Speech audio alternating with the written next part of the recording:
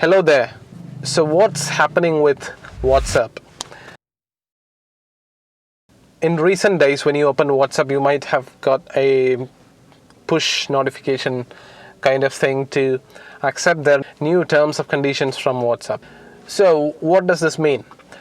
This basically suggests that WhatsApp, a company which is owned by Facebook, is going to use the data, your personal information, which anything which you share with WhatsApp, your DP, your bio, or any of the groups you have joined in, all of them, Facebook is going to use for advertising.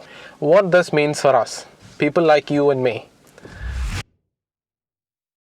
So let's start from the beginning. So WhatsApp started out as a messaging platform, a free messaging platform, and they have remained so for a long time until Facebook acquired them a couple of years back. So ever since, people knew that this day is gonna come. This was the inevitable. Everyone expected ever since the Facebook purchasing this company.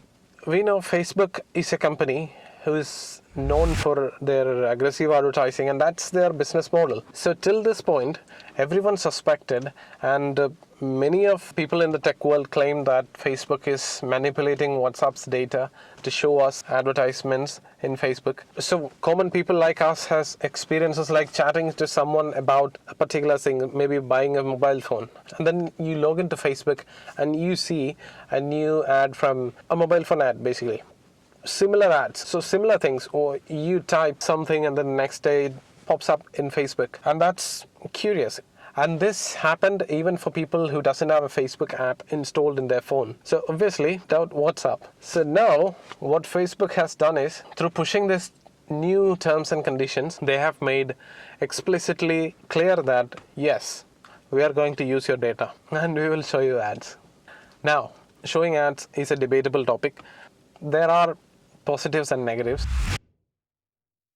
Advertising is the way by which a product is reached to the respective consumers. So if you are not aware of a particular product, you would not buy that thing. Yeah, even consider buying. You are considering a particular product. If not of advertising, we don't have much of an option to consider any other options. So advertising in itself, we can't say it's bad. Next, what happened when the social media emerged? Until the evolution of social media, until the beginning of this social media era, the advertisement was through mass medium like television ads, radio ads, or billboards, whatever you see on road, posters, that way. Now, how social media changed all this is through their incomparable search capabilities and profiling people. A direct, specialized advertising trend has been established. In short, social media as a profile has a list of people who want to buy a particular item, so they show them relatable ads. Imagine the outcome of that. Now here, compare this with the existing situation. So through, maybe consider a TV advertisement, so that is being targeted for say 1 lakh users. So they are advertising a particular product for 1 lakh users, among which maybe 1,000 are the ones who are actually interested in that product. So that is like 1% of that volume.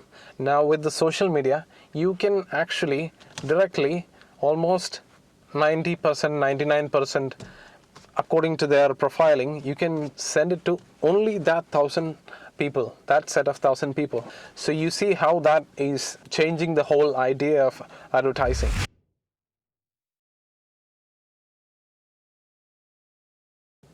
On the most basic level, if I'm thinking of purchasing a mobile phone, I'm not probably gonna post it in Facebook. Maybe I'll search it if Facebook has any plugins or some way of tracking it, so they can find out that I'm trying to look for a mobile phone.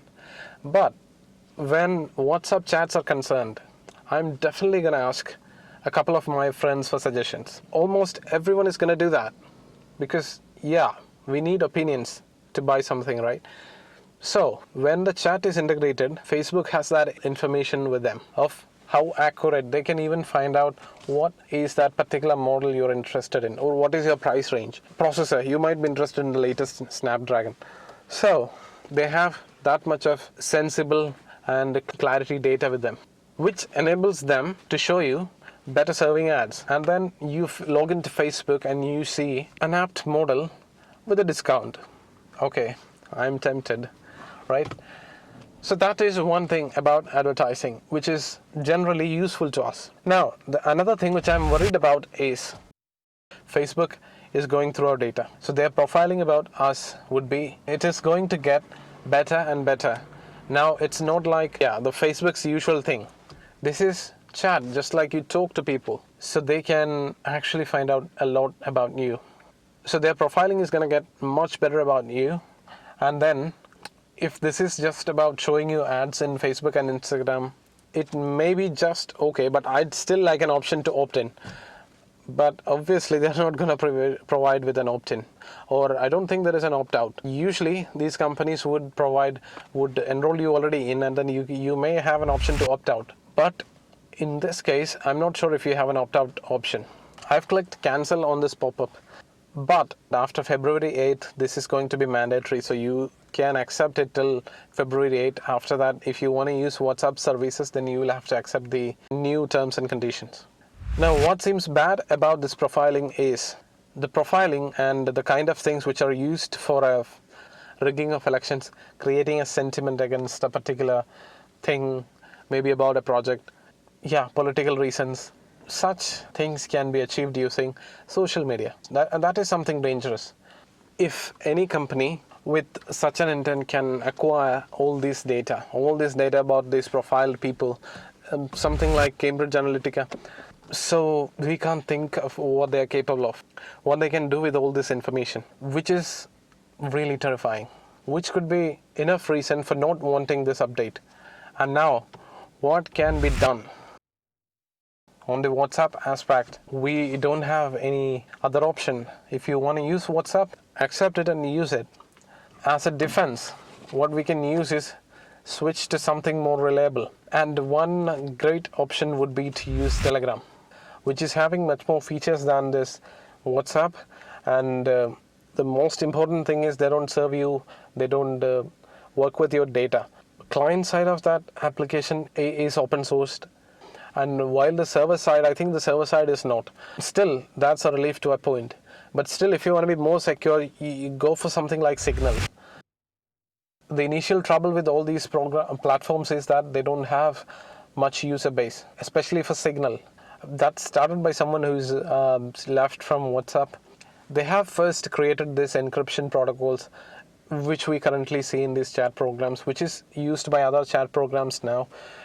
Even WhatsApp, they have implemented it much later. So Signal would be a good choice to start. Again, you need to get your friends into this thing. If you don't have anyone to chat with, then the point of that application is, again, a problem. But I still think Telegram is a much better option because people use it for various other reasons. From what I've seen, if 100 people have WhatsApp, around 60-70 of them have this Telegram. That could be something to go with. And finally, to conclude, I don't think people are going to stay away from WhatsApp because we are too much dependent on that thing. Even if one person starts to use another app, others they're just used to this evil. So it's going to be difficult, but try to switch to a lesser evil version of things. And when WhatsApp started, the makers have claimed that this application is free and will always stay so. But when Facebook acquired, they took it too literally. We are not going to charge a penny out of you, but we'll sell you. So that's all for today, and thank you for watching, and you have a good day. Bye-bye.